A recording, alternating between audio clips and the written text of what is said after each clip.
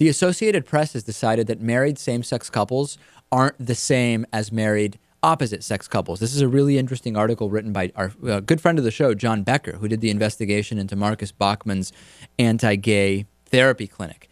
And he writes about a memo that was sent out internally by the Associated Press to writers, editors, etc., about how married same-sex couples should be written about. And the memo seems to have a different set of rules for gay and lesbian couples that's different from straight couples. Here's the policy. Initially, it was sent out saying, same-sex couples.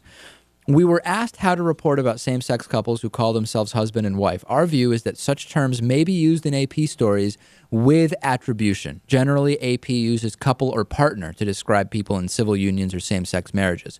So basically what they're saying is, if you are a heterosexual couple, regardless of how the couple refers to the other person, saying this is my partner or my wife or whatever, you default to saying the husband or the wife. But for a gay or lesbian couple, you would default to say partner or whatever other term you use, except if the couple specifically said my husband or my wife. And in that case, you have to attribute it. You can use that, but you have to say as they refer to each other, husband, or as they refer to each other, wife. So this seems like a blatant double standard to me. Now, after there was some complaint about this, the spokesman for the Associated Press, Paul Colford, claimed in an email that they rewrote and reissued the memo.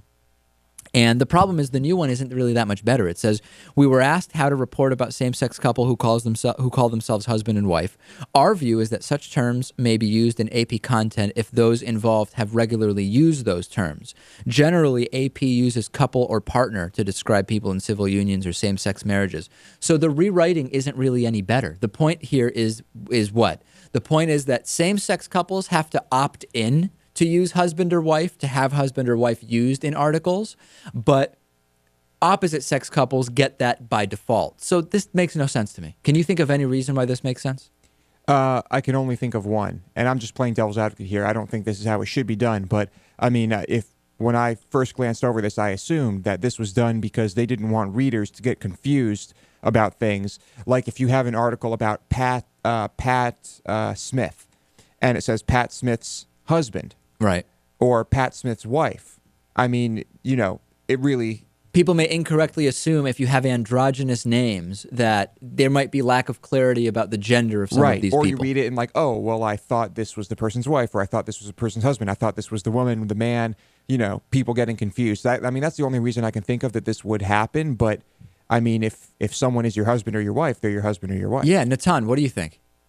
Yeah, I mean, the only other explanation, I guess, is that they recognize that this is controversial nationally right now and that they just don't want to deal with it, or at least they don't want to take a side. And if they take the liberal position, they would be seen as taking a side, and they're the AP, so they want to just play it cool for now. That's the only except by playing it cool, they're basically creating a separate but equal type situation. Or there didn't really seem to be any explanation offered. No. In fact, the rewriting was almost identical to the initial one that caused the controversy. Right, yeah.